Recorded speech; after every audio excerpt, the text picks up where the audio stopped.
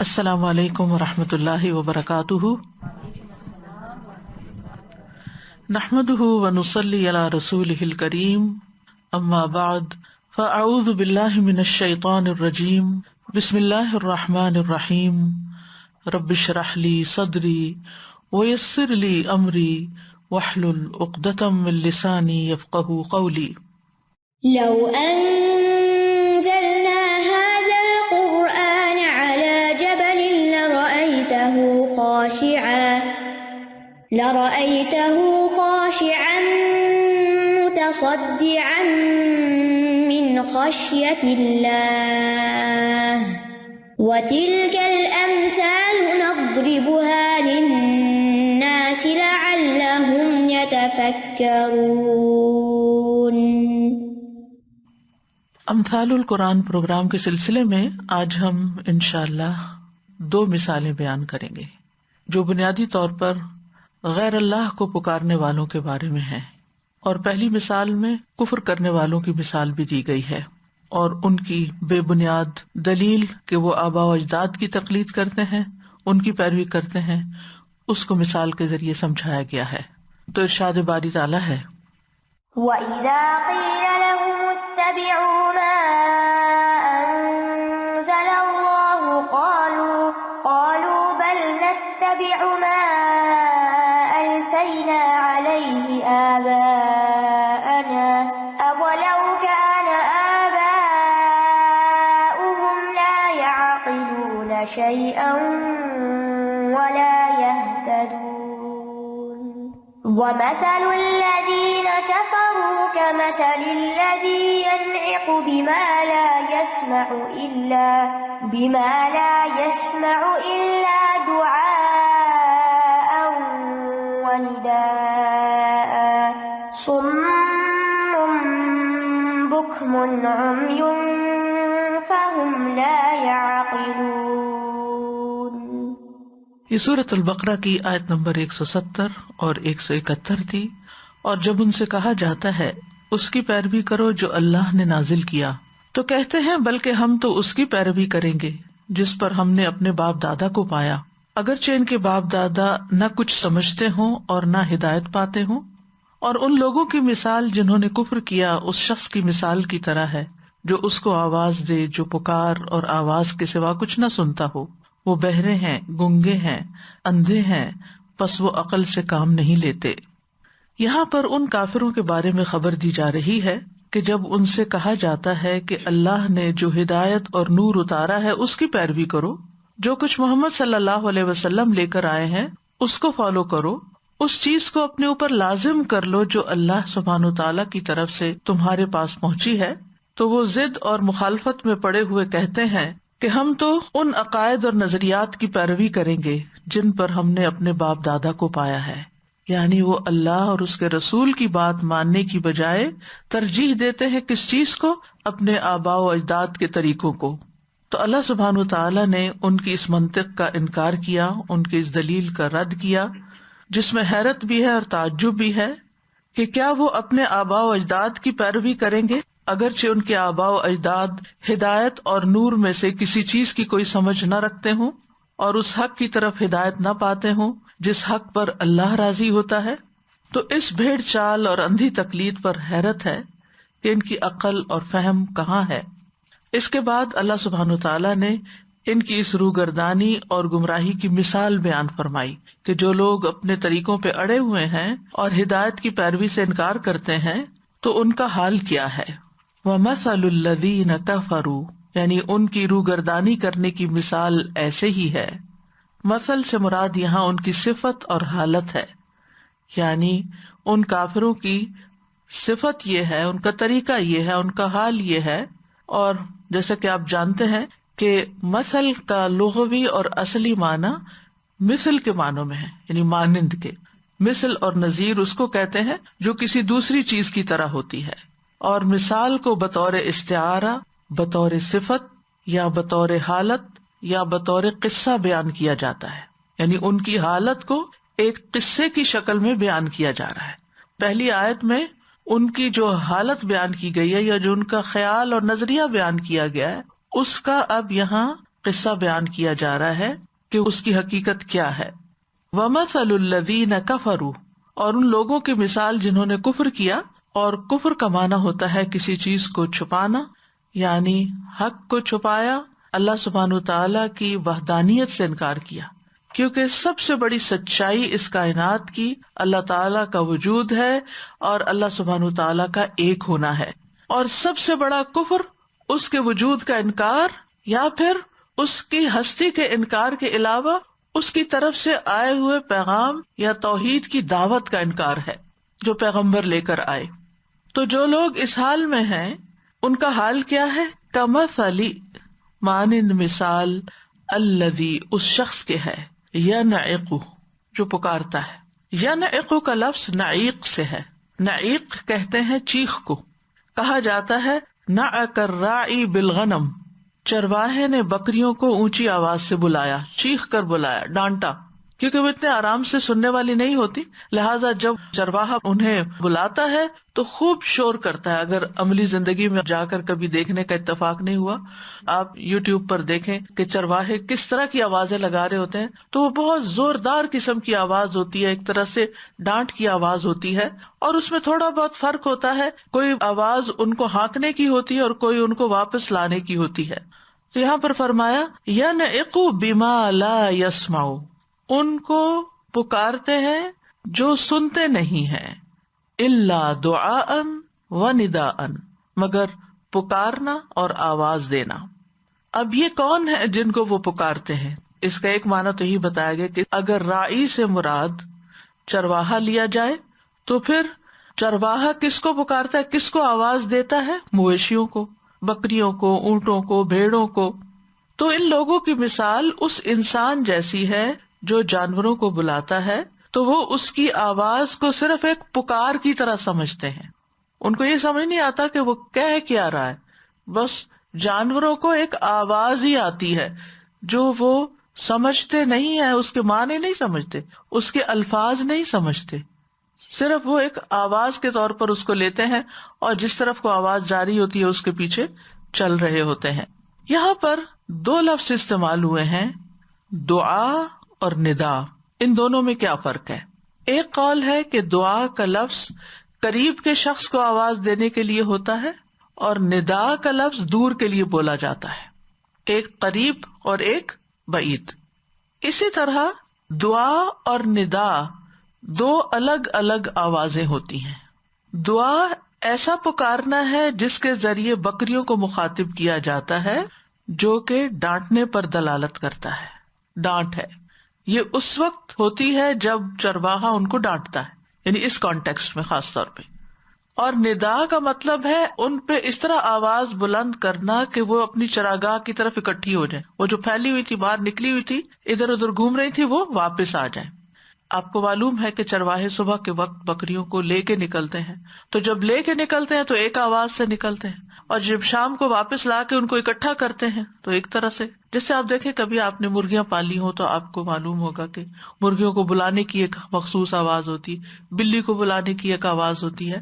تو اسی طرح جانوروں کو پکارنے کی، جیسے جو لوگ کتا پالتے ہیں تو اس میں آپ دیکھیں کہ وہ بعض اوقات ان کا نام لیتے ہیں یا بعض اوقات مخصوص قسم کی آوازیں بناتے ہیں، تو جس کے ذریعے وہ اس آواز کو بس فالو کرتے کہ ایک اس طرح کی آواز آ رہی ہے جس کے بعد ہمیں یہ کرنا ہے.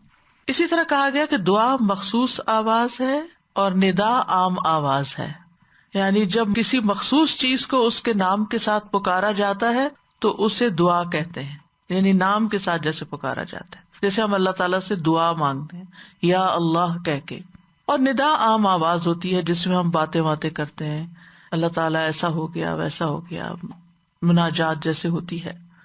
تو یہاں اس کانٹیکسٹ میں انسان بعض اوقات مویشیوں کے نام رکھ لیتا ہے اور ان کو نام لے کے پکارتا ہے، تو جب وہ ان کا خاص نام لے کے پکارتا ہے تو اس کی طرف متوجہ ہو جاتے ہیں، بھاگے چلے آتے ہیں.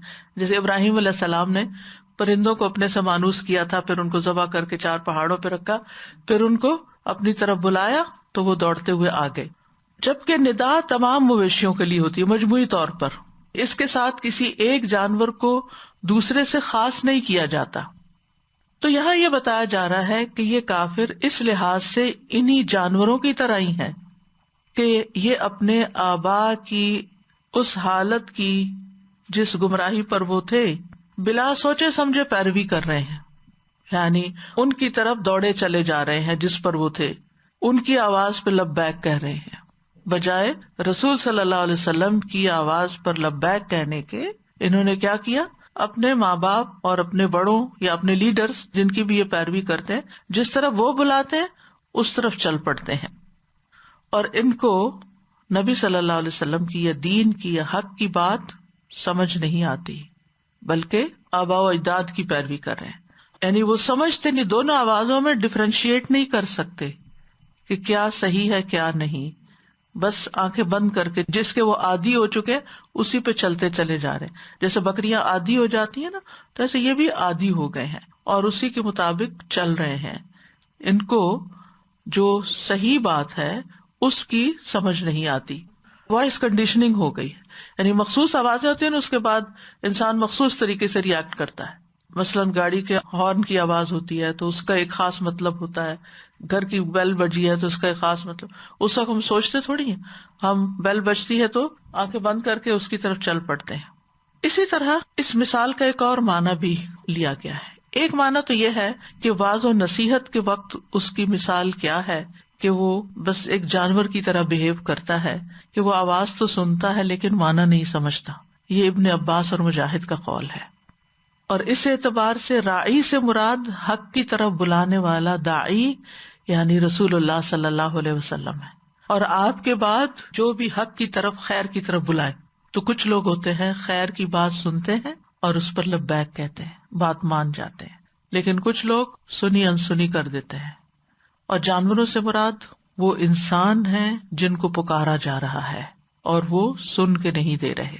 اس مثال کا ایک اور معنی بھی لیا گیا، اور وہ کیا ہے کہ کافر کی مثال جو اپنے معبودوں کو پکارتا ہے، وَمَثَلُ الَّذِينَ كَفَرُوا بِمَا لَا يَسْمَعُونَ، یہاں ماں کون ہے؟ معبود، اصنام، بت جن کی وہ اللہ کے سوا عبادت کرتا ہے، تو اس پکارنے میں اس کی مثال ایسے ہے جیسا کہ جانوروں کا چرواہا ہو جو جانوروں کی آواز تو سنتا ہے لیکن ان کی بات نہیں سمجھتا، تو یہ بت بھی ان کی بات سمجھتے کچھ نہیں۔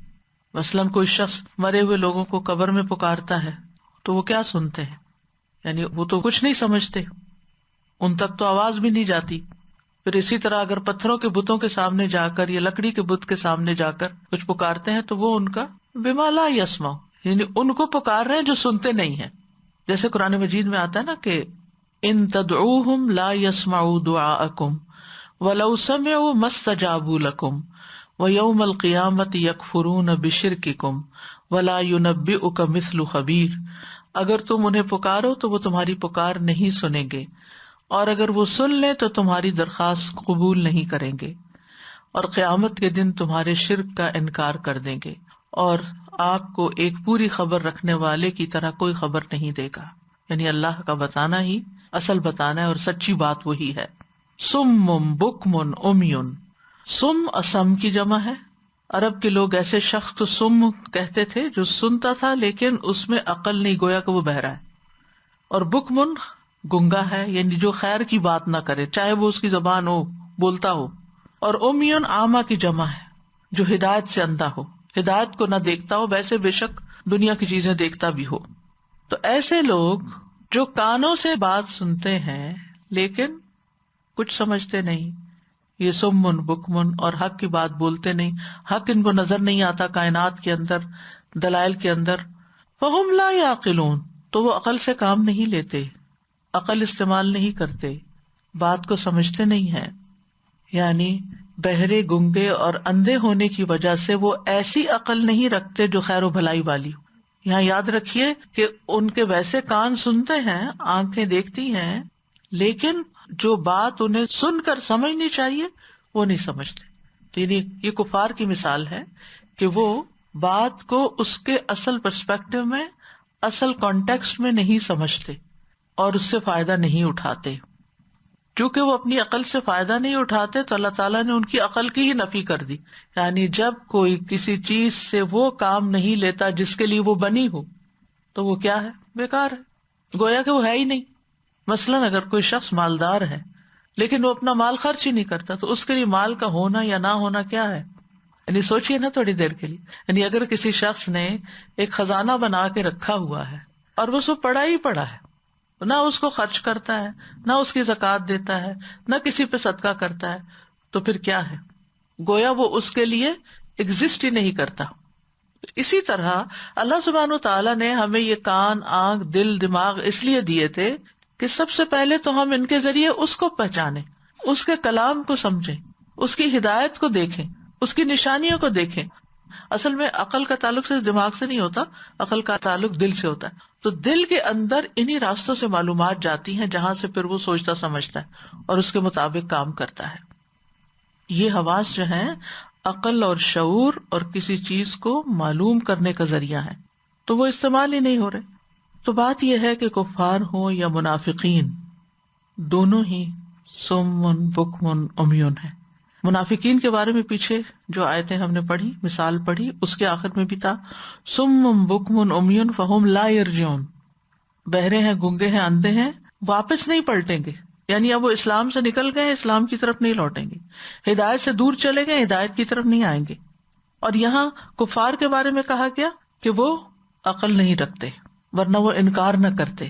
سورۃ الاعراف میں اللہ تعالیٰ فرماتے ہیں وَلَقَدْ ذَرَأْنَا لِجَهَنَّمَ كَثِيرًا مِّنَ الْجِنِّ وَالْإِنسِ لَهُمْ قُلُوبٌ لَا يَفْقَهُونَ بِهَا وَلَهُمْ أَعْيُنٌ لَا يُبْصِرُونَ بِهَا وَلَهُمْ آذَانٌ لَا يَسْمَعُونَ بِهَا أُولَٰئِكَ كَالْأَنْعَامِ بَلْ هُمْ أَضَلُّ أُولَٰئِكَ هُمُ الْغَافِلُونَ۔ اور بلا شبہ یقیناً ہم نے بہت سے جن اور انسان جہنم ہی کے لیے پیدا کیے ہیں، ان کے دل ہیں جن کے ساتھ وہ سمجھتے نہیں، اور ان کی آنکھیں ہیں جن کے ساتھ وہ دیکھتے نہیں، ان کے کان ہیں جن کے ساتھ وہ سنتے نہیں۔ یہ لوگ جو پاؤں جیسے ہیں، بلکہ یہ اس سے بھی زیادہ بھٹکے ہوئے ہیں، یہ لوگ بالکل غافل ہیں، بالکل غافل ہیں۔ تو جو شخص بھی غفلت کی زندگی بسر کرتا ہو، جو شخص بھی حقیقت تک پہنچنے کی کوشش نہ کرتا ہو، جو شخص بھی ہدایت کی طلب نہ رکھتا ہو، ہدایت کی طرف جانے والا رستہ اختیار نہ کرتا ہو، ہدایت کے لیے آنے والی پکار پہ لبیک نہ کہتا ہو، پھر اس کا حال یہی ہوتا ہے جو یہاں پر بیان کیا گیا ہے۔ یعنی جس طرح جانوروں کو باتیں سمجھ نہیں آتی، اسی طرح ان لوگوں کو ہدایت کی بات سمجھ نہیں آتی۔ ایمان کی طرف دعوت دینے والا، دین کی طرف دعوت دینے والا، ہدایت کی طرف دعوت دینے والا جب ان کو پکارتا ہے تو یہ اس پکار کو سمجھ نہیں پاتے۔ جیسے اگر آپ کسی جانور سے بات کریں، مثلا بلی وغیرہ تو ہر ایک نے گھر میں دیکھی ہوگی، پیٹ رکھا ہوگا، اگر آپ اس سے بات کریں، بعض اوقات اتنی معصوم، کیوٹ، خوبصورت ہوتی، اتنی گہری آنکھیں ہوتی ہیں، کان ہوتے ہیں، چھوٹی سی آرٹ بھی سن لیتی ہے سب، لیکن اگر آپ اس سے بات کریں اپنی زبان میں، انگریزی میں کریں، کسی بھی زبان میں کریں، تو وہ آپ کو دیکھتی تو رہے گی لیکن اس کو سمجھ کچھ نہیں آئی۔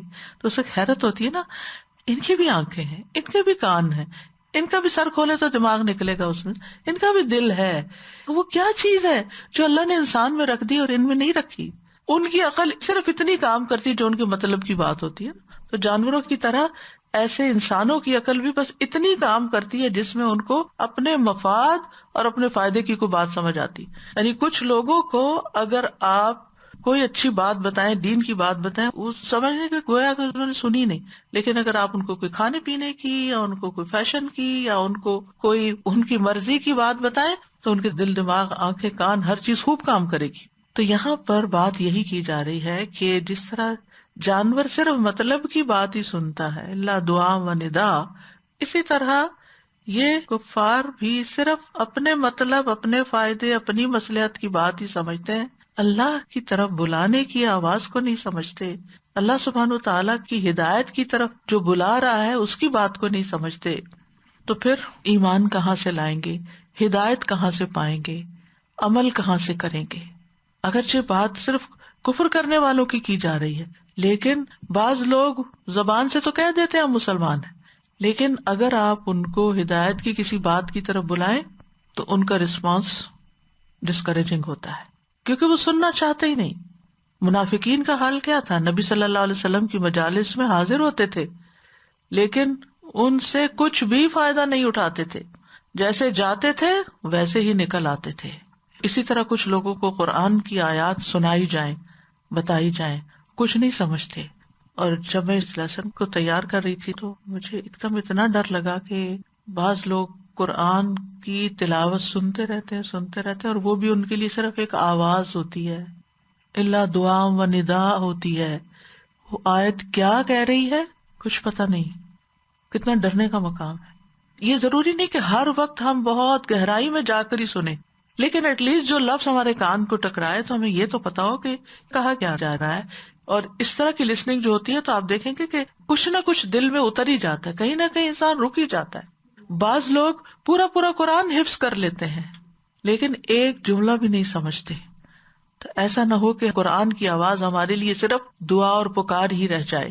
اسی طرح ہر وہ شخص جو ہدایت سے منہ موڑ لیتا ہے، اصلاح چھوڑ کے فساد کی طرف چلا جاتا ہے، اللہ تعالیٰ کے احکامات کو سنی انسنی کر دیتا ہے، اور وہ جانوروں کے ریوڑ میں، انسانوں کی بھیڑ میں گو ود دا فلو، جدھر سب جا رہے ہیں ادھر ہی چلتا چلا جا رہا ہے اور سمجھنے کی کچھ کوشش نہیں کرتا. تو یہ ناسمجھی کی زندگی بسر کرنا اسی میں شامل ہو جاتا ہے.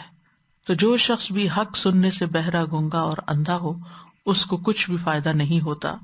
اور پھر قرآن مجید میں یہ بتایا گیا کہ جو آیات کو جھٹلا دیتے ہیں وہ بھی گنگے اور بہرے ہیں. سورۃ الانعام 39 ہے یہ، والذین کذبوا بآیاتنا صم وبکم فی الظلمات. جن لوگوں نے ہماری آیات کو جھٹلایا وہ بہرے اور گنگے ہیں، اندھیروں میں پڑے ہوئے ہیں. ایسے لوگوں کو ان کے اعضاء کسی کام نہیں آتے، یعنی آنکھ، دل، کان کام نہیں آتے. سورۃ الاحقاف میں آتا ہے، اور بلا شبہ ہم نے انہیں ان چیزوں میں قدرت دی جن میں ہم نے تمہیں قدرت نہیں دی. ہم نے ان کے لیے کان اور آنکھیں اور دل بنائے، تو نہ ان کے کان کے کسی کام آئے، نہ ان کی آنکھیں اور نہ ان کے دل. حالانکہ دنیاوی اعتبار سے وَلَقَدْ مَكَّنَّاهُمْ فِي مَا إِن مَّكَّنَّاكُمْ فِيهِ، یعنی ہم نے انہیں دنیا میں ایسا بسایا تھا کہ تمہیں ویسا نہیں بسایا.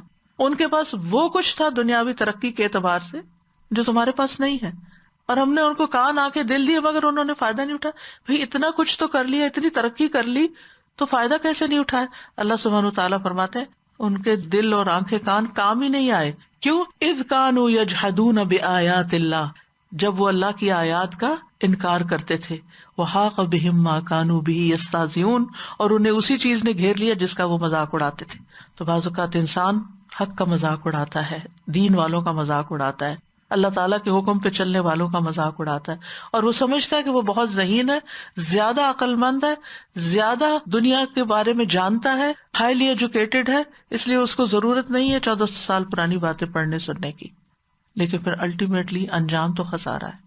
اولئک ھم الخاسرون. پیدا اللہ نے کیا، جانا اس کی طرف ہے، اگر اسی کی اطاعت اور عبادت نہیں کی تو کیا لے کے ساتھ گئے؟ پھر ہمارے آنکھیں، کان، دل یہ کس کام آئے اگر ان سے ہم نے اپنے رب کو نہیں پہچانا اور اپنے رب کی بات کو نہیں سمجھا اور اس کے مطابق عمل نہیں کیا؟ تو یاد رکھیے ایسے اندھے بہرے ہدایت کی طرف نہیں آ سکتے. اللہ تعالیٰ فرماتے ہیں افانت تسمع الصم او تہدی العمی ومن کان فی ضلال مبین. پھر کیا آپ بہروں کو سنائیں گے یا اندھوں کو راہ دکھائیں گے، اور ان کو جو صاف گمراہی میں پڑے ہوئے ہیں. سورۃ یونس میں آتا ہے وَمِنْهُمْ مَن يَنظُرُ إِلَيْكَ أَفَأَنْتَ تَهْدِي الْعُمْيَ وَلَوْ كَانُوا لَا يُبْصِرُونَ. اور ان میں سے کچھ وہ ہیں جو آپ کی طرف دیکھتے ہیں، تو کیا آپ اندھوں کو راستہ دکھائیں گے اگرچہ وہ نہ دیکھتے ہوں.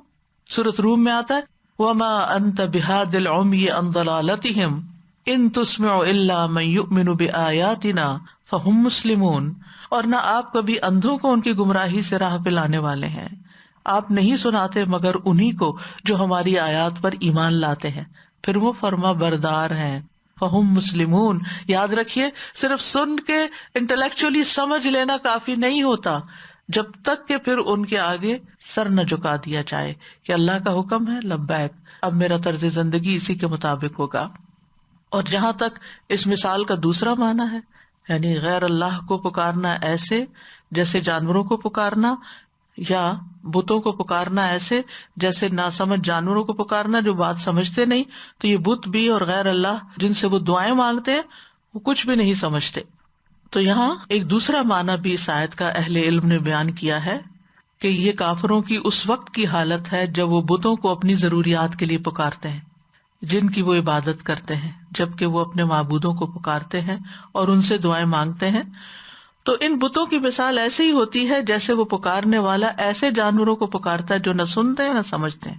تو بتوں کو جانوروں سے تشبیہ دی گئی، یہ دوسرا معنی ہے یہاں. یعنی ان کی دعائیں بیکار ہیں۔ اب سوال یہ پیدا ہوتا ہے کہ ایسے بہت سے لوگ ہوتے ہیں جو غیر اللہ کو پکار رہے ہوتے ہیں، اور بعض اوقات وہاں جا کر ان کی دعائیں قبول بھی ہو جاتی ہیں۔ تو یہ کیسے ہوتا ہے، یہ کیوں ہوتا ہے؟ یعنی بعض لوگ مسجد نہیں جائیں گے، کعبہ نہیں جائیں گے، اللہ کو اس طرح نہیں پکاریں گے، بلکہ جا کے قبر والے کو پکاریں گے، یا غوث یا فلان جیسے نام رکھے ہوئے لوگوں نے غیر اللہ کے۔ یہ ہمارے کلچر کے اندر ہے، جبکہ مشرکین مکہ تو وہ یا حبل یا لات یا منات ان کو پکارتے تھے، تو وہ تو پتھروں کے صنم تھے۔ تو مجھے تو ایسے لگتا پتھر کے صنم کو پکارنا ایسے جیسے دیوار کے ساتھ کوئی کھڑا ہو کے کہے اے دیوار میرا یہ کام کر دو، تو دیوار کیا کرے گی؟ یہ اتنی موٹی سی بات ہے نا، یعنی عقل میں آتی ہے نا، ایسے کہ اگر میں اپنے بچے کو بلانے کے بجائے کہ ادھر آؤ پانی لے کر آؤ، میں کہوں دیوار تم ادھر آؤ میرا یہ کام کرو، تو دیوار نے کیا کرنا ہے؟ لیکن وہ لوگ جو غیر اللہ کو پکارتے ہیں تو کبھی ان کی پکار سنی جاتی ہے، تو یہ دراصل ان کے لیے بطور ابتلا ہے، امتحان ہے، آزمائش ہے، یعنی ان کی رسی دراز کر دی گئی کہ تھوڑا اور آگے نکل جائیں غلط کاموں میں۔ دوسری بات یہ کہ یہ ان کے مقدر میں ہوتی ہے وہ چیز، یعنی اگر وہ نہ بھی مانگتے تو وہ چیز ان کو مل جاتی۔ ہر چیز کا ایک وقت ہوتا ہے، تو انہوں نے اللہ سے مانگنے کے بجائے، یعنی اللہ سبحانہ تعالیٰ نے ہماری ضروریات تو پوری کرنی ہے، وہ کرتا ہے، بہت سی چیزیں ہم نے مانگی نہیں پھر بھی اس نے ہمیں دی۔ حیرت ہوتی ہے نا بعض اوقات کہ ہم نے سوچا ہی ہوتا ہے، ابھی مانگا نہیں ہوتا اور وہ کام ہو جاتا ہے۔ ہمیں سے ہر ایک کے ساتھ ایسے ایکسپیرینس ہوتے ہیں، ہر دل میں خیال آتا ہے اور اچانک وہ چیز سامنے آ جاتی ہے، تو یہ اللہ کی عنایت ہوتی ہے۔ بعض اوقات ہم مانگتے ہیں تو دعا پوری ہو جاتی، بعض اوقات ہم مانگتے بھی نہیں، خیال بھی نہیں کرتے اور پھر بھی وہ کام ہو جاتا ہے۔ تو یہ اللہ تعالیٰ نے ہم سے جو مانگنے کا کہا نا کہ مجھ سے مانگو، وقال ربکم ادعونی استجب لکم، یہ دراصل اللہ سبحانہ تعالیٰ کے ساتھ ایک تعلق کا خوبصورت انداز ہے کہ ہم اس کے ساتھ کنیکٹڈ رہیں، کیونکہ جو دینے والا ہوتا ہے نا وہ محسن ہوتا ہے۔ تو جب ہم مانگتے ہیں اور وہ دیتا، ہماری دعا قبول ہوتی ہے، تو پھر ہمارے دل میں اس کی محبت اور عظمت اور بڑھتی ہے، ہمیں اس کی پریزنس کا یقین ہوتا ہے کہ وہ ہے۔ تو بہرحال پہلا معنی کیا ہے اس میں؟ الذی ینعق سے مراد انبیاء ہیں، اور دوسرا الذی ینعق سے مراد کافر ہیں۔ انبیاء کے مقابلے میں جن کو پکارا جا رہا ہے وہ کفار ہیں، اور دوسرے کفار جن کو پکارتے ہیں اس کے مقابل بت ہیں۔ اور یہ دونوں معنی ہی درست ہیں، یعنی دونوں معنوں کا احتمال پایا جاتا ہے۔ یعنی اصول اور قاعدے کی بات یہ ہے کہ جب کسی آیت میں دو معنی پائے جاتے ہوں اور ایک دوسرے سے کنٹراڈکٹ نہ کرتے ہوں تو دونوں معنی ہی لیے جا سکتے ہیں۔ یہ وسعت ہوتی ہے اس کلام کی، ٹھیک ہے؟ اور اس طرح کی آپ کو بہت سی مثالیں ملیں گی۔ بہت سے لوگ اس میں خواہ مخواہ کنفیوز ہوتے ہیں، اچھا پھر یہ معنی ہے یا وہ ہے، یہ لوں یا وہ لوں، اور یہ بھی قرآن سے ہی بات بتا رہا ہے، وہ بھی قرآن سے بتا رہا ہے، یہ کچھ بتا رہا ہے، یہ وہ کچھ بتا رہا ہے۔ کوئی مسئلہ ہی نہیں ہے یہ، اگر وہ دو بتانے والے ایک دوسرے سے کنٹراڈکٹ نہیں کرتے تو خیر ہی خیر ہے۔ اس سے یہ پتہ چلتا ہے کہ اللہ سبحانہ تعالیٰ نے اس کلام کو ہر دور کے لوگوں کی ہدایت کا ذریعہ بنایا، اس کے اندر وسعت رکھ دی، تو اس وسعت کو مسئلہ نہیں بنانا چاہیے۔ اب ہم دوسری مثال کی طرف آتے ہیں، سورۃ الرعد کی آیت نمبر 14۔ لَهُ دَعْوَةُ الْحَقِّ وَالَّذِينَ يَدْعُونَ مِن دُونِهِ لَا يَسْتَجِيبُونَ لَهُم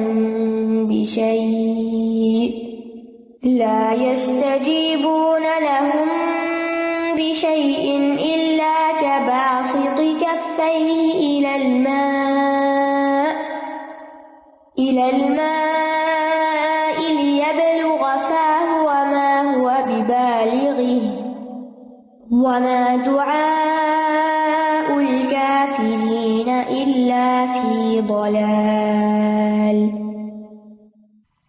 اسی کو ہی پکارنا برحق ہے، اور وہ لوگ جو اس کے سوا کو پکارتے ہیں، یعنی اس کے علاوہ کسی اور کو پکارتے ہیں، وہ انہیں کچھ بھی جواب نہیں دیتے مگر اس شخص کی طرح جو اپنے دونوں ہاتھ پانی کی طرف پھیلائے تاکہ وہ اس کے منہ تک پہنچ جائے، حالانکہ وہ اسے پہنچنے والا نہیں، اور کافروں کی دعا محض گمراہی کی طرف ہی جاتی ہے۔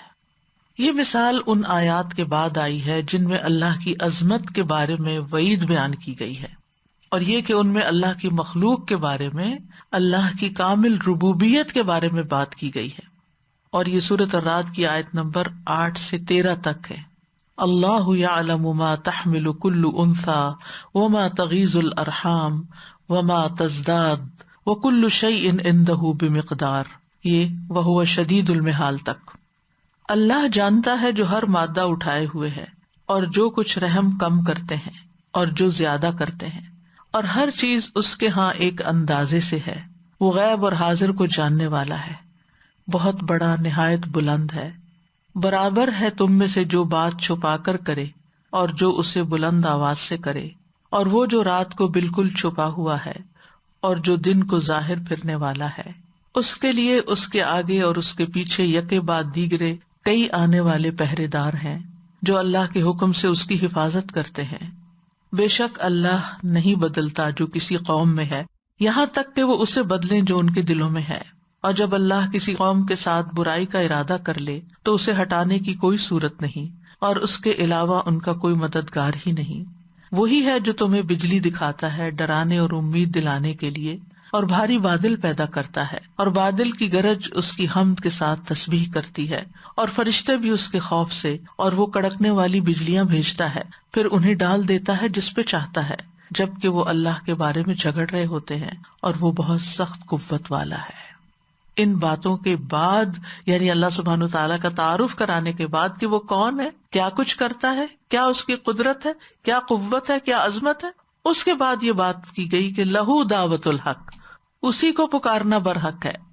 تو جب ان آیات میں ہم غور کرتے ہیں تو ہم دیکھتے ہیں کہ یہ آیات پوشیدہ چیزوں کے بارے میں اللہ کے کمال علم کو ظاہر کرتی ہیں۔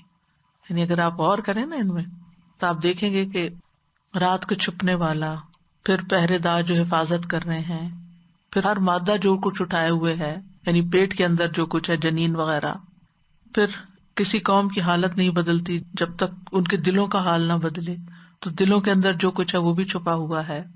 پھر اسی طرح بادلوں سے جو بارش کا سلسلہ ہے، گرج اس کی حمد کے ساتھ تسبیح کرتی ہے، وَلَٰكِن لَا تَفْقَهُونَ تَسْبِيحَهُمْ، ہم تو نہیں سمجھتے ان کی تسبیح، جیسے ایک اور جگہ پر آتا ہے۔ تو ان آیات میں اللہ سبحانہ تعالیٰ کے کمال علم کی بات پتہ چلتی ہے کہ وہ باتیں جو ہمیں نہیں پتا، کسی اور مخلوق کو نہیں پتا، وہ اللہ جانتا ہے۔ یعنی اللہ یعلم ما تحمل کل انثی وما تغیض الارحام، یعنی مادہ کے پیٹ میں جو جنین اور حمل ہے، بیٹا ہے، بیٹی ہے، صحت مند ہے، بیمار ہے، کس رنگ کا ہے، کس شکل کا ہے، کس عمر کا ہوگا، یہ سب کچھ اللہ ہی جانتا ہے۔ کب وہ گرو کرتا ہے، کب اس کی گروتھ رک جاتی ہے، یہ بھی اللہ ہی کو پتا ہے۔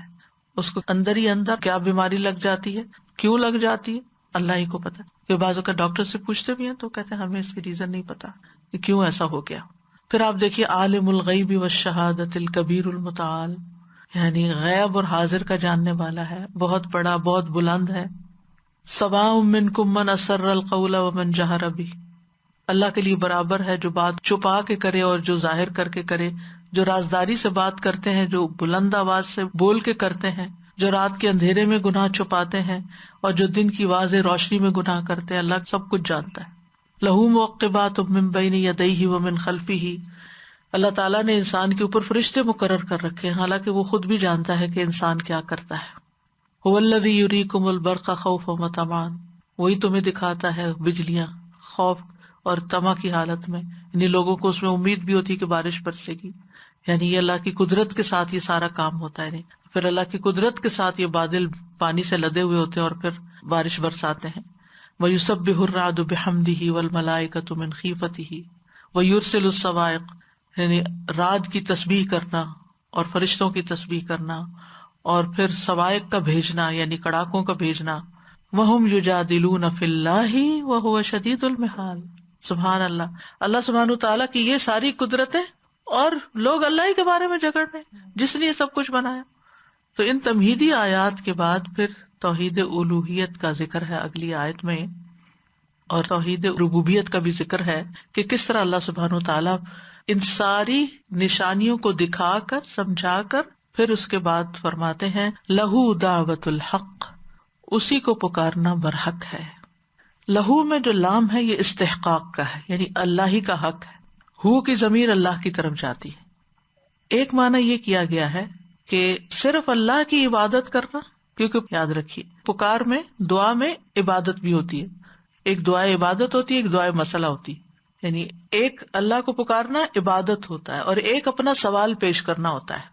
یعنی اللہ ہی کو پکارنا، دعا کرنا، اس کی عبادت کرنا، بس یہی حق ہے.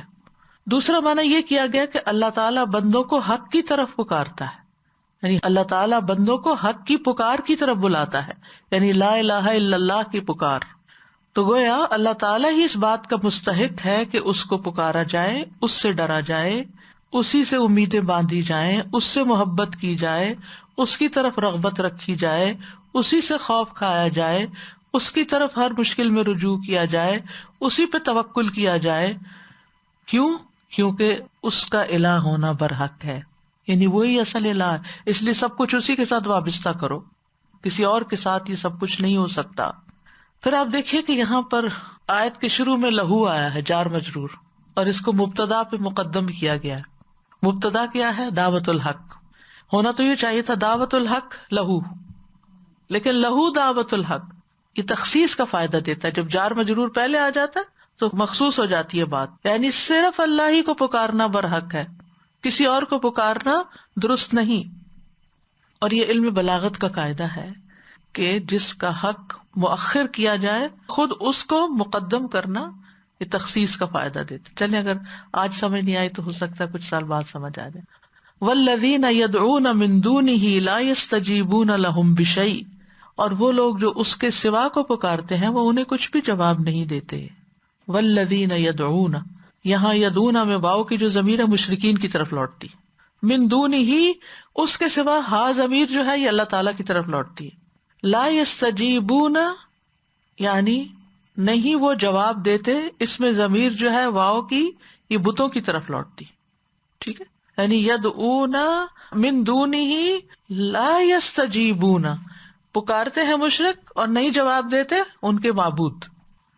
اللہ سبحانہ تعالیٰ نے بتوں کے بارے میں ذوی العقول کی ضمیر کے ساتھ اظہار خیال کیا ہے، کیونکہ مشرکین ان کو ایسا ہی سمجھتے ہیں کہ بڑے عقل والے ہیں. لیکن اللہ تعالیٰ فرماتے ہیں انہی کے زبان سے کہ یعنی وہ جو ذوی العقول کے ساتھ معاملہ کرتے ہیں وہ پتھروں کے ساتھ معاملہ کر رہے ہیں. تو یہ کیوں ایسا کیا گیا ہے کہ جیسا کسی کا کلیم ہے اسی کی زبان میں اس کو جواب دیا جا رہا ہے، یعنی اسی کے انداز میں اس کو بات سمجھائی جا رہی ہے. لا یستجیبون میں آپ دیکھیے یہ لا جو ہے نا نفی مستغرق ہے، جیسے لام مستغرق کا ہوتا ہے نا، الحمد میں لام استغراق کا ہے. اتنا تو سنا ہوگا آپ نے، الحمد. استغراق غرق سے آپ اندازہ کر سکتے ہیں سب کچھ شامل ہے. لا یستجیبون بالکل بھی وہ نہیں جواب دیتے، نہ وہ دنیا میں کوئی خیر پہنچا سکتے ہیں، نہ وہ آخرت میں کوئی خیر پہنچا سکتے ہیں. یعنی اللہ تعالیٰ نے تاکید کے ساتھ اس بات کی نفی کر دی کہ اس کے علاوہ کوئی دوسرا پکار کا جواب نہیں دے سکتا، اور مشرکین کے معبودوں سے اس کی نفی کر دی گئی. خواہ وہ کسی بھی چیز کی پکار ہو، چھوٹی ہو بڑی ہو، وہ کچھ بھی جواب نہیں دے سکتے، کچھ بھی فائدہ نہیں پہنچا سکتے، ذرے برابر بھی.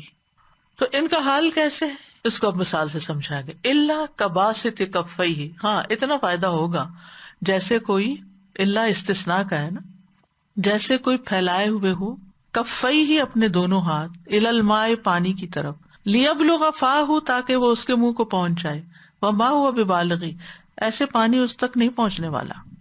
ٹھیک ہے، یعنی وہ شخص جس کے ہاتھ دور ہونے کی بنا پر پانی تک نہیں پہنچ سکتے، وہ شخص پانی نہیں پی سکتا، اس کی پیاس نہیں بجھ سکتی، کیونکہ اس کی پہنچ نہیں ہے وہاں تک.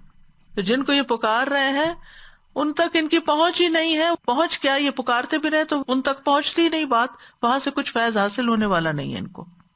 تو لیبلغ، ہاتھ کیوں پھیلا رہا ہے؟ تاکہ وہ پہنچے، فاہ اپنے منہ تک پانی لے جائے، کیونکہ پیاسا ہے، ضرورت مند ہے، اور شدید پیاس میں انسان کیا چاہتا ہے کہ اس کو پانی مل جائے، لیکن پانی اس کو نہیں مل سکتا. اسی طرح جو لوگ خود ساختہ معبودوں کو پکارتے ہیں، یہ معبود بھی ان کو کوئی جواب نہیں دے سکتے، ان کی حاجت کے شدید ترین اوقات میں کوئی فائدہ نہیں پہنچا سکتے، کیونکہ وہ خود اس کے محتاج ہیں. جن کو پکار رہے ہیں وہ تو خود محتاج ہیں، اور وہ زمین و آسمان میں ذرہ برابر کسی چیز کے مالک ہی نہیں، ان کے پاس کوئی صلاحیت ہی نہیں، کوئی ایبلٹی ہی نہیں. تو یہاں بنیادی طور پر غیر اللہ کو پکارنے والوں کو تنبیہ کی گئی ہے کہ تمہاری یہ کوششیں، تمہاری یہ محنت بالکل عکارت ہے، تمہیں اس طریقے سے کچھ بھی حاصل ہونے والا نہیں۔ حضرت علی بن ابی طالب کہتے ہیں کہ اس کی مثال اس شخص کی طرح ہے جو اپنے ہاتھ سے کنویں کے کنارے سے پانی لینا چاہے، یعنی کنویں کے کنارے کھڑا ہے اور منڈیر تک اس کا ہاتھ بس جاتا ہے، اور وہ پانی کو کہتا ہے کہ تم آ جاؤ میرے پاس، ہاتھ اس کی طرف پھیلا کے، لیکن وہ اپنے ہاتھ سے کبھی پانی حاصل نہیں کر سکتا، اور اگر پانی اس کے ہاتھ پہ آ بھی جائے تو اس کے ہاتھ سے اٹھ کے اس کے منہ تک بھی نہیں پہنچ سکتا، اس سے پہلے وہ گر جائے گا۔ اول تو یہ کہ کنویں کا پانی یا دریا کا پانی یا کسی بھی جگہ کا پانی اس کے ہاتھ تک نہیں پہنچتا، ٹھیک ہے، یعنی اگر وہ صرف ہاتھ پھیلا کے کہے پانی کو کہ پانی آئے تو نہیں ایسا ہوگا۔ مجاہد کہتے ہیں اس کے معنی یہ ہے کہ اپنی زبان سے پانی کو پکارے اور اس کی طرف اشارہ کرے تو اس کے پاس وہ پانی کبھی نہیں آئے گا۔ مطلب یہ ہے کہ جس نے پانی کی طرف اپنے ہاتھ کو پھیلایا تو جس طرح وہ اس پانی سے فائدہ حاصل نہیں کر سکتا جو اس کے منہ تک نہیں پہنچ سکتا، جو کہ پینے کا مقام ہے۔ وما دعاء الکافرین الا فی ضلال، اور کافروں کی دعا محض گمراہی کی طرف ہی جاتی ہے، کیونکہ جن کو وہ اللہ کے سوا پکارتے ہیں وہ باطل ہیں، ان کی عبادت کرنا، ان کو پکارنا، یہ سب بھی غلط ہے۔ تو جب طریقہ ہی غلط ہو، کام ہی غلط ہو، تو نتیجہ کیا ہوتا ہے؟ صحیح، مثلا آپ کو ایگزام میں ایک سوال پوچھا گیا، آپ نے سارا جواب ہی غلط لکھا، تو آپ کو نتیجہ کیا ہوگا؟ صفر، آپ کو کچھ حاصل نہیں ہوگا۔ عبادت صرف اللہ کا حق ہے، اس لیے جو عبادت کے طریقے کا کوئی بھی کام کرتا ہے، چاہے نماز ہو، روزہ ہو، حج ہو، زکوٰۃ ہو، خیرات ہو، کچھ بھی ہو، اگر وہ غیر اللہ کے لیے کر رہا ہے نا، اس کو کچھ بھی فائدہ پہنچنے والا نہیں۔ اور غیر اللہ کے لیے کرنے میں شرک خفی بھی آ جاتا ہے، دکھاوا بھی آ جاتا ہے، یعنی اگر کوئی شخص اللہ کے سوا کسی اور کو خوش کرنے کے لیے، کسی اور کو دکھانے کے لیے کوئی کام کر رہا ہو تو اس کام کا اس کو کوئی فائدہ پہنچنے والا نہیں ہے، قیامت کے دن الٹا اس کے خلاف بات جائے گی۔ تو یہاں پر بنیادی طور پر تو مشرکین کا حال بیان کیا گیا ہے کہ وہ ضرورت مند ہیں لیکن اپنی ضرورت پوری کرنے کے لیے ایسی جگہ جا رہے ہیں جہاں سے ان کی ضرورت پوری نہیں ہو سکتی۔ دیکھیں نا، ہاتھ پھیلانے کی مثال آخر کیوں دی گئی؟ کوئی اور بھی دی جاتے۔ ان کے آگے ہاتھ پھیلا رہے ہیں، ان سے مرادیں مانگ رہے ہیں جو ان کے ہاتھ میں کچھ ڈالنے والے ہی نہیں، ڈال سکتے ہی نہیں، کوئی خیر ان تک واپس آنے والی ہی نہیں، چاہے وہ کتنا بھی پکارتے رہیں، 1000 دفعہ بھی پکاریں، اس پکار کا کوئی فائدہ نہیں۔ وما ہوا ببالغی، اس کو کچھ بھی نہیں ملنے والا۔ اور پانی جو ہے وہ اللہ تعالیٰ کی مخلوقات میں سے ایک مخلوق ہے، اور یہ ممکن نہیں کہ پانی انسان کی بات سن کر، چاہے وہ کتنی تعریف، پانی تم کتنے اچھے، کتنے ٹھنڈے ہو، کتنے مزے کے ہو، آؤ میرے منہ تک پہنچ جاؤ، بولے بولے بولے، تو کیسے ہو سکتا ہے کہ وہ اچھل کے اس کے منہ تک آ جائے؟ کنویں پہ کھڑے ہو کے آپ کنویں کے اندر کتنی باتیں کریں پانی سے، آپ کی ساری باتیں کہاں لوٹ آئیں گی؟ ایکو واپس آپ کے کانوں تک لوٹ آئیں گی۔ پانی کو کچھ اثر ہونے والا نہیں ہے، وہ آپ کو کچھ بھی نہیں دینے والا، کوئی فائدہ پہنچانے والا نہیں۔ تو یہی مثال ان لوگوں کے اوپر چشمہ ہوتی ہے جو غیر اللہ کی عبادت کرتے ہیں یا ان سے دعائیں کرتے ہیں اور ان سے اپنی مرادیں مانگتے ہیں اور ان کے نام کی نظر و نیاز چڑھاتے ہیں اور ان کو خوش کرنے میں لگے رہتے ہیں، ان کو خوش کرنے کے لیے اپنا مال لٹاتے ہیں، چڑھاوے چڑھاتے ہیں، لیکن یہ ساری کوششیں بیکار کی کوششیں ہیں کیونکہ وہاں سے ان کو کچھ ملنے والا نہیں ہے۔ تو بنیادی طور پر جو مثال ہے اس کی غرض و غایت یہ ہے کہ غیر اللہ کو پکارنا باطل ہے، سراسر گمراہی ہے، اس سے پکارنے والے کو کوئی فائدہ نہیں پہنچے گا، ان کی پکار کی قبولیت ممکن نہیں۔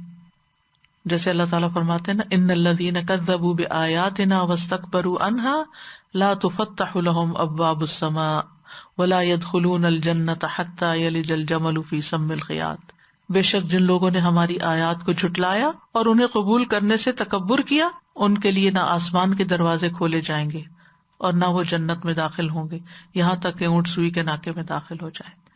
تو بہرحال دونوں مثالوں سے جو فوائد حاصل ہوتے ہیں یا جو بات سمجھ میں آتی ہے وہ یہ ہے کہ دعا ایک عبادت ہے اور دعا میں شرک اکبر ہے، صرف اللہ ہی کو پکارنا برحق ہے، کیونکہ وقال ربکم ادعونی استجب لکم، تمہارا رب کہتا ہے مجھے پکارو، میں تمہاری دعا قبول کروں گا. اور اسی طرح وَإِذَا سَأَلَكَ عِبَادِي أَنِّي فَإِنِّي قَرِيبٌ، اللہ کے قریب ہوتے ہوئے پھر کسی اور کے پاس کیوں جاتے ہو؟ اجیب دعوت الداعی اذا دعان، یقین دلائے میں تمہاری دعا سنتا ہوں جب بھی تم مجھے پکارتے ہو. فَلْيَسْتَجِيبُوا لِي وَلْيُؤْمِنُوا بِي. اتنی کھلی کھلی آیات کے بعد کوئی گنجائش نہیں رہ جاتی کہ پھر کوئی انسان اللہ کا در چھوڑ کر کسی اور کے در پر جائے اور اس کو پکارے. تو پکارنا اسی کو برحق ہے، یعنی جب اللہ کو پکاریں گے تو اسی میں ہی فائدہ ہوگا. رزق اس سے مانگے، اولاد اس سے مانگے، نجات اس سے مانگے، اور یہ پکارنا سب عبادت ہے. اور ابن قیم کہتے ہیں کہ شرک اکبر کی انواع میں سے ایک قسم یہ ہے کہ مردوں سے حاجتیں طلب کرنا، مردوں سے یعنی قبر والوں سے، ان سے فریاد کرنا، ان کی طرف توجہ کرنا. اور دنیا جہاں کے شرک کی اصل بنیاد یہ ہے کہ انسان غیر اللہ سے لو لگا بیٹھے، امیدیں رکھ بیٹھے، وابستگی اختیار کر لے. ٹھیک ہے، کیونکہ میت کے سارے اعمال منقطع ہو جاتے ہیں، وہ اپنے نفع نقصان کا بھی مالک نہیں ہوتا. کہاں یہ کہ اس آدمی کے نفع و نقصان کا اختیار رکھتا ہو جو اس سے فریاد کر رہا ہے اور اس سے اپنی حاجت پوری کرنے کا سوال کرتا ہے، یا اس سے درخواست کرتا ہے کہ وہ اس کے لیے اللہ کے پاس کچھ سفارش کرے. اور شرک جو ہے وہ کبیرہ گناہ ہے، ظلم ہے، گمراہی کا باعث ہے، باطل پکار ہے. ذالک بأن اللہ هو الحق وأن ما يدعون من دونه الباطل وأن اللہ هو العلی الکبیر. یہ اس لیے کہ بے شک اللہ ہی حق ہے، اصل سچائی وہی ہے، اور یہ کہ بے شک اس کے سوا جس کو وہ پکارتے وہ باطل ہے، اس کی کوئی حقیقت نہیں ہے. اور یہ کہ بے شک اللہ ہی بے حد بلند، بے حد بڑا ہے. غیر اللہ کا سہارا ایک کمزور سہارا ہے، جس کی مزید ایک مثال دی گئی جو آگے آئے گی سورۃ العنکبوت میں، کہ ان لوگوں کی مثال جنہوں نے اللہ کے سوا اور مددگار بنا رکھے ہیں مکڑی کی مثال جیسی، جس نے گھر بنایا، حالانکہ گھروں میں سب سے کمزور گھر مکڑی کا گھر ہے. اگر وہ جانتے ہو، اگر مکڑی کے گھر پہ کوئی سہارا لے تو گرے گا ہی گرے گا. اور ویسے بھی آپ دیکھیں کہ اللہ کے سوا انسان جس کسی کو بھی پکارتا ہے وہ کسی چیز کے مالک بھی نہیں ہے، نہ کوئی رحمت کرنے کے اور نہ کسی شر کو روکنے کے. اور اصل میں تو وہ پکارنے والے کی پکار سے بھی غافل ہوتے ہیں. تو جو پکارنے والے کی پکار سے غافل ہے وہ مدد کو کہاں سے آ سکتا ہے؟ ان کو پکارنا فائدے کے بجائے الٹا نقصان کا باعث ہے. یدعو من دون اللہ ما لا یضرہ وما لا ینفعہ ذلک هو الضلال البعید یدعو لمن ضرہ اقرب من نفعہ لبئس المولا ولبئس العشیر. وہ اللہ کے سوا اس چیز کو پکارتا ہے جو اسے نقصان نہیں پہنچاتی اور اس چیز کو جو اسے نفع نہیں دیتی. وہ تو پتھر ہے، وہ کیا کریں گے آپ کے لیے؟ یہی تو دور کی گمراہی ہے. وہ اسے پکارتا ہے کہ یقیناً اس کا نقصان اس کے نفع سے زیادہ قریب، یعنی انسان کی آخرت برباد ہوتی ہے. بلا شبہ وہ برا دوست ہے اور برا ساتھی ہے. پھر یہ کام انسان کو ہلاکت میں گرانے والا ہے. قرآن مجید میں آتا ہے فَلَا تَدْعُ مَعَ اللَّهِ إِلَٰهًا آخَرَ فَتَكُونَ مِنَ الْمُعَذَّبِينَ. تم اللہ کے ساتھ کسی اور معبود کو مت پکارو ورنہ تم عذاب دیے جانے والوں میں سے ہو جاؤ گے. اور دوسری اہم بات یہ پتہ چلتی ہے جو پہلی مثال سے ثابت ہوتی ہے کہ انسان اللہ تعالیٰ کے دین کو چھوڑ کر بڑوں کی تقلید کرے، اپنے رسم و رواج کے پیچھے چلے، اپنے زمانے کے طریقوں پہ چلے. یہاں اس کی مذمت کی گئی ہے. ہر دور میں لوگوں کا یہی حال رہا ہے. وہ کہتے ہیں انا وجدنا آباءنا علی امت و انا علی آثارہم مقتدون. ہم نے اپنے باپ دادا کو ایک طریقے پہ پایا اور ہم انہی کے قدموں پہ چل رہے ہیں. تو آباء و اجداد کی تقلید جو ہے وہ اچھے کاموں میں تو ہو سکتی ہے، وہ پیروی ہوتی ہے، تقلید نہیں ہوتی. اور ان کی تقلید ان کے غلط عقائد میں یا غلط طریقہ زندگی میں یا اللہ کی نافرمانی کے کاموں میں اس کا کوئی جواز نہیں بنتا. اسی طرح جو لوگ علم اور ہدایت سے خالی ہوں ان کے پیچھے بھی نہیں چلنا چاہیے. ہمیشہ انسان اگر کسی انسان کو رول ماڈل بنائے ہوئے یا کسی کو فالو کر رہا ہے تو دیکھے کہ اس کے پاس کیا علم ہے، کتنا علم ہے اور کس چیز کا علم ہے، اور وہ اس علم پر خود کیا عمل کر رہا ہے. تو کرنے کے کام یہ ہے کہ ہم اپنی دعاؤں میں اخلاص پیدا کریں، صرف اللہ کو پکاریں. اللہ تعالیٰ خود حکم دیتے ہیں کہ اسی کو پکارا جائے، اسی سے مانگا جائے. جب رات کا پہلا تہائی حصہ گزر جاتا ہے تو اللہ تعالیٰ آسمان دنیا پہ نزول فرماتے ہیں اور فرماتے ہیں میں بادشاہ ہوں، میں بادشاہ ہوں. کون ہے جو مجھ سے دعا کرے کہ میں اسے قبول کر لوں؟ کون ہے جو مجھ سے سوال کرے کہ میں اسے عطا کروں، کون ہے جو مجھ سے بخشش طلب کرے کہ میں اسے بخش دوں. اور یہ طلوع فجر تک ہوتا رہتا ہے. اور آج کل تو ہر کوئی سحری کے لیے اٹھ رہا ہے، تو اس وقت کچھ نہ کچھ دعا ضرور مانگے. بے شک آپ یہ بھی کر سکتے ہیں کہ ہر روز کی ایک مخصوص دعا جو سحری بناتے وقت کھاتے وقت دل میں اللہ کو پکارتے رہیں. اللہ سبحانہ تعالیٰ نے دعا مانگنے کا بھی حکم دیا ہے اور قبولیت کا بھی وعدہ کیا ہے. اللہ سبحانہ تعالیٰ سے ہی توقع رکھنی چاہیے کہ وہ ساری مشکلات اور مصائب کو دور کر دے گا. نبی صلی اللہ علیہ وسلم نے دین کی دعوت دیتے ہوئے فرمایا تھا کہ میں اس اللہ کی طرف دعوت دیتا ہوں جو ایک ہے. وہ اللہ جب تم پر کوئی مصیبت آتی ہے تم اسے پکارتے ہو تو وہ تمہاری مصیبت دور کر دیتا ہے. جب تم کسی بیابان اور جنگل میں راستہ بھول جاؤ اور اس سے دعا کرو تو وہ تمہیں واپس پہنچا دیتا ہے. جب تم قحط سالی میں مبتلا ہوتے ہو اور اس سے دعا کرتے ہو تو وہ تم پر پیداوار ظاہر کر دیتا ہے. یعنی ہوپ دلائی گئی، یعنی اس اللہ کی طرف اپنی ساری امیدیں اور تمنائیں رکھو. اور وہ مانگنے والوں کو پسند بھی کرتا ہے. جب اس سے ہم دعا کرتے ہیں تو اس کو یہ پسند بھی ہے، اور وہ بندوں کو خالی ہاتھ لوٹانے سے حیا کرتا ہے. وہ بندے کے پھیلے ہوئے ہاتھوں میں خیر ضرور ڈالتا ہے. تو ہمیں اپنی ساری حاجات اللہ کے سامنے رکھنی چاہیے. نبی صلی اللہ علیہ وسلم نے فرمایا جسے شدید حاجت آ پڑے اور اس نے اسے لوگوں پہ پیش کر دیا تو حاجت نہیں دور ہوگی، اور جس نے اسے اللہ پہ پیش کیا تو عنقریب اللہ اسے بے پرواہ کر دے گا. یا تو جلد موت آ جائے گی کہ دنیا کے بکھیڑوں سے جان چھوٹ جائے، یا جلد ہی غنی ہو جائے گا، اس مشکل سے نکل جائے گا. پھر یہ کہ دعا سے زیادہ کوئی چیز اللہ کے ہاں معزز نہیں. نبی صلی اللہ علیہ وسلم نے حضرت ابن عباس کو سکھایا تھا، اے لڑکے میں تجھے چند کلمات سکھا رہا ہوں، اللہ کے احکام کی حفاظت کرو اللہ تمہاری حفاظت کرے گا. اللہ کی حفاظت کرو تم اسے اپنے سامنے پاؤ گے. جب مانگو اسی سے مانگو، جب بھی مدد چاہو اللہ ہی سے چاہو. اور پھر یہ کہ خوشحالی میں بھی مانگنا چاہیے اور تکلیف میں بھی مانگنا چاہیے. اور دعا مانگنے سے کبھی عاجز نہیں آنا چاہیے. رسول اللہ صلی اللہ علیہ وسلم نے فرمایا لوگوں میں سب سے عاجز وہ ہے جو دعا مانگنے سے عاجز ہے. تو اللہ سبحانہ تعالیٰ ہمیں کبھی بھی دعا مانگنے سے محروم نہ کرے اور ہمیشہ اسی سے مانگتے رہیں، اور کبھی غیر اللہ کا خیال تک دل میں نہ آئے کہ کوئی غائبانہ طور پر ایسی قدرت رکھتا ہے کہ ہماری مشکل دور کر سکتا ہے. ہرگز نہیں. رزق دینے والا بھی وہی ہے، شفا دینے والا بھی وہی ہے، تکلیف دور کرنے والا بھی وہی ہے. اس لیے اسی کی طرف رجوع کرنا چاہیے. یونس علیہ السلام نے مچھلی کے پیٹ میں جو کہ قبر کی طرح ہی ہوتا ہے، اس سے اللہ نے ان کو باہر نکال دیا دعا کی بدولت. لا الہ الا انت سبحانک سبحانک انی کنت من الظالمین حسبی اللہ لا الہ الا ہوا علیہ توکلت وہو رب العرش العظیم.